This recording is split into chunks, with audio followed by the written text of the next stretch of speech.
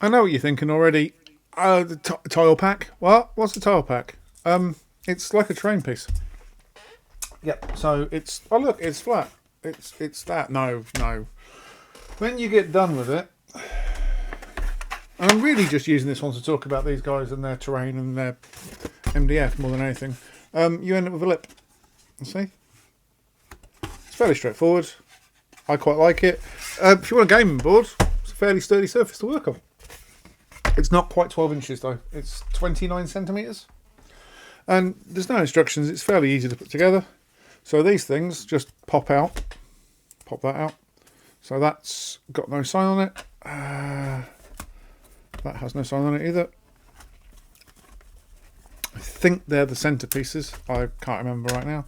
We'll find out in a minute. And then if you look as we go down, circle, triangle, that's those two. Square at the end here. I'll show you. See a little close up.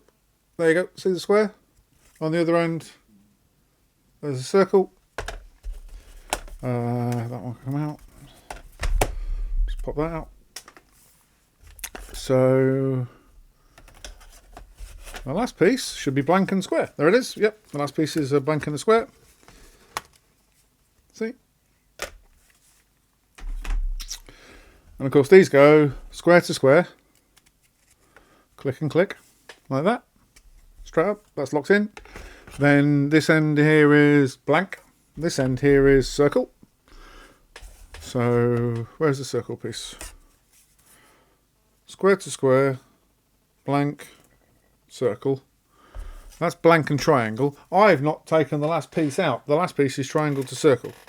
So I am an idiot. I'm just going to take that last piece out. But did you see how easy they are to pop out? And then that slots into there. Like that. He says. Screaming that it won't go in. That goes into there like that. That gives us our outer square. And then in the middle, we put our cross in, like so. That then goes in the centre, like that.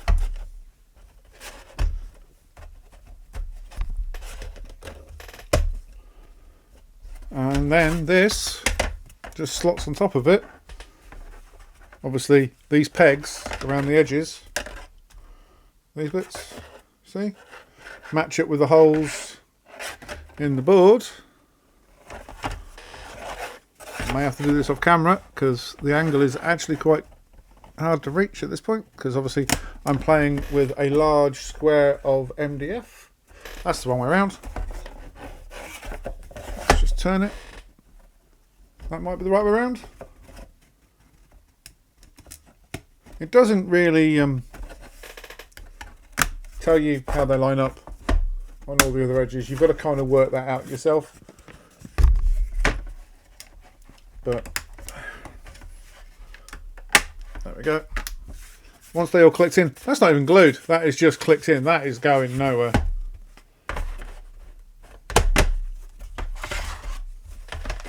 See? Simple as that. Gives me a board, and then on the last one, I'm just going to do this again so you can watch. This is how easy these push out. That's insane. If you look, the nut, or the knobbly bit at the end, they go that deep with the split that you end up being very thin at the end. So it just pushes out. It's so easy to do. While the TT Combat ones, you have to file and clean up. I haven't got anything to do on these. It's, look. You think that's there? There's no bump there at all. That is just the pull out. So this is just the base bits, and this is just me using this particular pack just to show you what it's like. Everything I have done so far has been like this with these guys. It's such a good, such a well done system.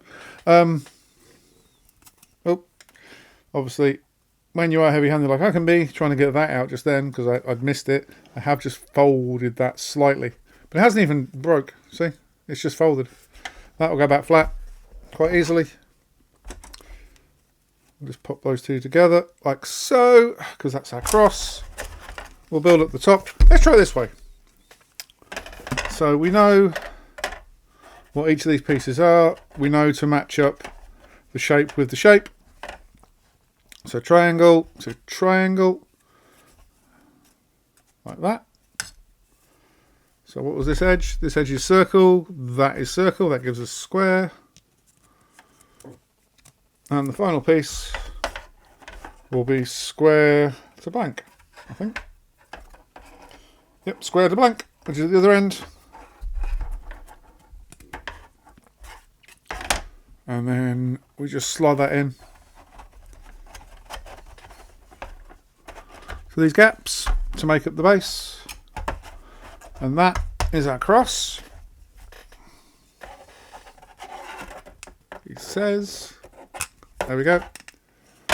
And that then supports the top. Let's hope that's the right way around. That is the right way around. Yes, I keep doing it off camera. Why, Dave? Because it's huge. This is the main problem. It's just massive. But it's not. It's...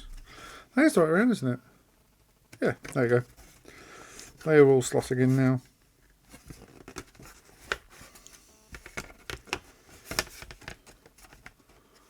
Had to turn it again because, yeah, again, I was slightly out. Because they only go in a specific way. I was hoping to look at the top of the board and them to have a mark or something on them that would allow me to see which way around they go. But there isn't.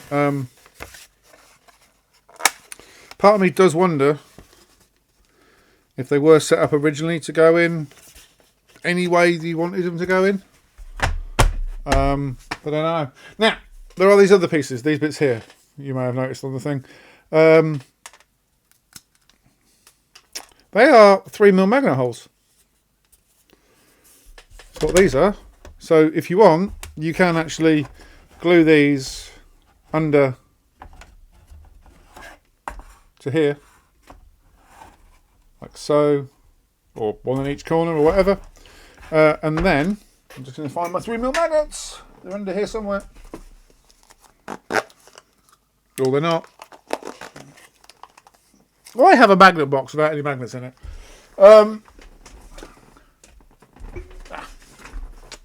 I moved them. That would be why. Which are the 3mm? I have so many different magnets here. I'm never sure which are which. They're 5x3, I think. So there you go, just fits in like that. And obviously you can mount them all up, glue them on the back of the board, and then you can just magnet them together as and when you need to. So there you go. I'll put these away now. He says, watching them slide around all over the place. But yeah, that's the start of our MAD series. Thoughts so far?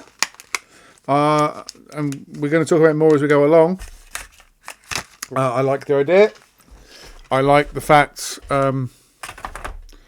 because they've got a series of builds that are designed for magnets as well. So there's actually a series of buildings and constructs that you can magnetise the fascias. So you build your squares, and then if you want it for fantasy, you can put a fantasy fascia on it. If you want it for sci-fi, you can put a sci-fi fascia on it. I really like that. I like the quality of the woods. I like the idea, especially these things. I like the idea of these being magnetised boards, so you can got a gaming board. I haven't actually looked at the price of these, I will be honest, because I think I got them with a pack. I bought like a starter pack of stuff. I'm not sure if it was in that or not, or if they were just sent to me as a thank you for forgetting to put in your discount code or anything else. Because obviously, salute. I had a chat with the guys. They've got a lot of interesting stuff coming. I am going to be filming this. I've got... I have lost all the other stuff I had a second ago. I had quite a lot of stuff lying around. I overplaced it.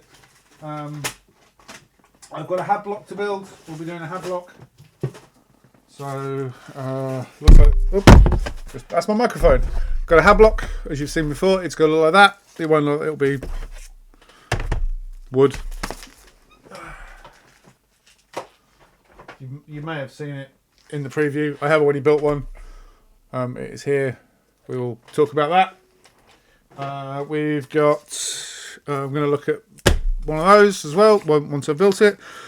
We've got a walkway set. I quite like that. Walkways are always good, especially playing Necromunda or if you are playing Infinity. Why do I always forget Infinity? Plus the fact I've seen Void 2, Void 2.0 has appeared. I remember Void 1.1, that's going back to the 90s. And there was something else I saw the other day that I thought, oh, that could be interesting. So you've got those to look forward to. And also we are building this massive thing here as well at some point. Yeah, if I ever find the plans for it. But in the back of it, it gives you what you should have in the kit. That's a lot of stuff. Right. There you go. Stuff from Mad Terrain. I'm going to start with the bases and then we're going to work our way up to everything else. Oh, I hope this goes better than the TC Combat stuff. We'll see though. As always, I'll talk to you later.